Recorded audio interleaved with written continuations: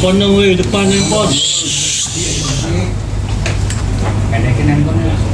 Selamat sore semuanya, saya Aziza. Pertama-tama saya mau berterima kasih kepada rekan-rekan telah hadir di sini dan berterima kasih kepada Mas Andre dan keluarga terlapor sudah hadir pada hari ini. Saya menerima permohonan maaf dari Mas Andre dan keluarga terlapor, dan saya harap ini bisa menjadi pembelajaran bagi kita semua dan tentunya masyarakat luar untuk lebih berhati-hati lagi dan lebih bijak lagi dalam menggunakan sosial media. Dan tentunya untuk tidak involve terlalu jauh dalam ranah pribadi seseorang dan memberitakan berita yang belum tentu benar adanya. Jadi semoga ini bisa jadi pembelajaran bagi kita semua dan tidak akan terulang lagi kejadian-kejadian seperti ini ke depannya. Terima kasih. Oke, baik, silakan. Mungkin ada yang ingin ditanyakan? Abang, mungkin satu-satu ya dari sini. Dari kedua terlapor ini konten apa yang dilakukan, mungkin fitnahnya seperti apa dan Baik. Konten apa yang dilaporkan? Isi kontennya bang. Oke.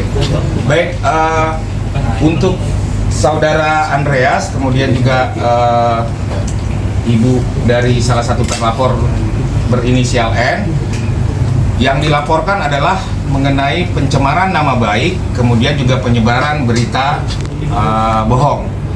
Namun khusus untuk Mas Andreas dan ibu dari saudari N ini, ada yang kita laporkan atau konten yang memang ternyata tersangkut dari laporan kita adalah konten-konten yang memang melakukan pencemaran nama baik, kemudian juga penghinaan.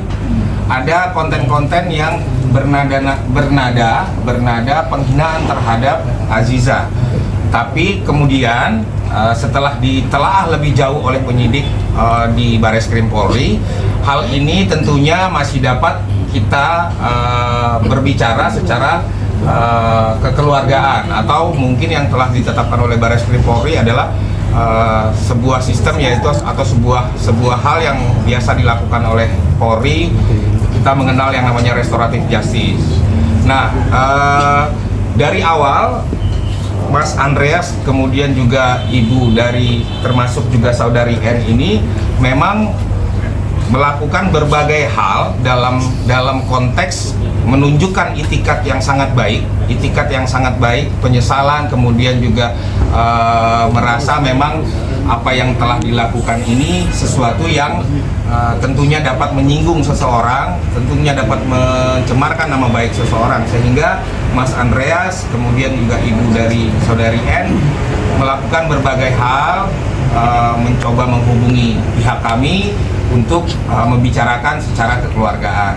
Nah, itikat baik inilah yang hari ini makanya kita berinisiatif untuk mempertemukan dua orang terlapor ini kemudian dengan Mbak Aziza untuk menyampaikan permintaan maaf, kemudian juga Aziza apakah memaafkan atau tidak, dan ternyata alhamdulillah Aziza dengan segala kerendahan hati dan kebesaran hati juga memaafkan Andreas dan juga saudari N yang diwakili hari ini oleh ibunya, karena memang kebetulan yang bersangkutan masih di bawah umur, sehingga clear segala konten, segala hal-hal yang kemarin disampaikan itu menjadi tidak berlanjut di laporan yang kita sampaikan. Namun kita laporkan 12 akun. Kita laporkan 12 akun, itu masih ada beberapa terlapor lagi yang masih di dalam proses penyelidikan. Di dalam minggu ini Bareskrim Polri kemungkinan akan menaikkan ke tahap penyidikan dan telah menetapkan beberapa terlapor lainnya yang sampai saat ini kami pikir belum menunjukkan itikat baik untuk berbicara dengan kita akan seperti apa, karena segala sesuatunya tentu kita mengikuti proses yang ditetapkan oleh Bareskrim Polri bahwa restoratif justice atau mediasi difasilitasi oleh Bareskrim Polri juga sudah dilakukan. Namun saat ini hanya Mas Andreas dan ibu dari saudari N yang memang telah mencapai kesepakatan. Kalau yang lainnya kita masih berlanjut. Artinya laporan masih berjalan dan telah saya pikir perlu saya beritahukan kepada teman-teman, ini sudah masuk di tahap penyidikan, sehingga apabila ini masih terus berlanjut dan tidak ada kata baik ataupun itikat baik dari yang lainnya. Tentunya akan sesaat lagi ada tersangka yang akan disampaikan oleh Baris Krimpori. Seperti apa sih mungkin bonding kamu sendiri dan akhirnya nggak ada apa-apa gitu dalam hubungan kalian, seperti apa sih? Akhirnya nggak ada apa-apa gitu di hubungan kalian. Begini ya, kalau kita melihat bonding antara Aziza dengan suami, tentunya teman-teman juga bisa lihat sendiri ya. Dan dari awal kita sudah sampaikan bahwa hubungan antara klien kami dengan suami ataupun hubungan keluarganya baik-baik saja. Saya pikir kita hanya sampaikan hari ini kepada batasan atau koridor mengenai ini telah tercipta kata baik, tercipta kesepakatan, tercipta keluarga baru yang dimulai hari ini antara Aziza dengan Andreas, kemudian juga dengan saudari Ea. Hanya batasan itu ya. Mungkin kalau kita keluar ke hal yang di luar laporan, sementara saya jawabnya seperti itu. Maksudnya dengan adanya hoax seperti ini artinya menemukan penapis ya, berarti nggak, maksudnya tidak hanya baik-baik aja gitu kan, atau seperti apa gitu? So far sih berita di luar ini tidak mempengaruhi apa-apa ya bagi saya dan Arhan. Tidak terganggu sama sekali dengan berita yang sudah keluar. Tapi pas awal meledak berita tersebut seperti apa sih kalian sendiri? Baik-baik saja. Maksudnya ada rasa kaget kah atau kamu seperti apa sih? Kaget itu hal yang manusiawi ya, tapi alhamdulillah kita bisa menjalaninya dengan baik, sangat baik. Aziza, masih adakah efek yang kamu terima mungkin by DM ataupun sosmed segala macam sampai detik ini akibat berita kemarin? Mungkin banyak kali ya masih ada komen-komen di luar sana atau DM, tapi saya pribadi saya tidak terlalu menanggapinya karena menurut saya itu hal yang harus saya hindari. Sisa dari kejadian ini kamu ada kerugian berapa besar kerugian yang kamu alami kalau secara kerjaan atau ada beberapa kerugian yang saya dapatkan dari kejadian ini, tapi saya menganggapnya itu sebagai pelajaran atau ya pelajaran bagi saya untuk kedepannya agar lebih baik lagi ke depannya. Ini lebih berhati-hati lagi dalam bersosial media dan memilih teman. Circle ya, Zi? Ya. Kamu menerima permintaan maaf abang ini keputusan sendiri apa sudah berdiskusi dengan Ardi?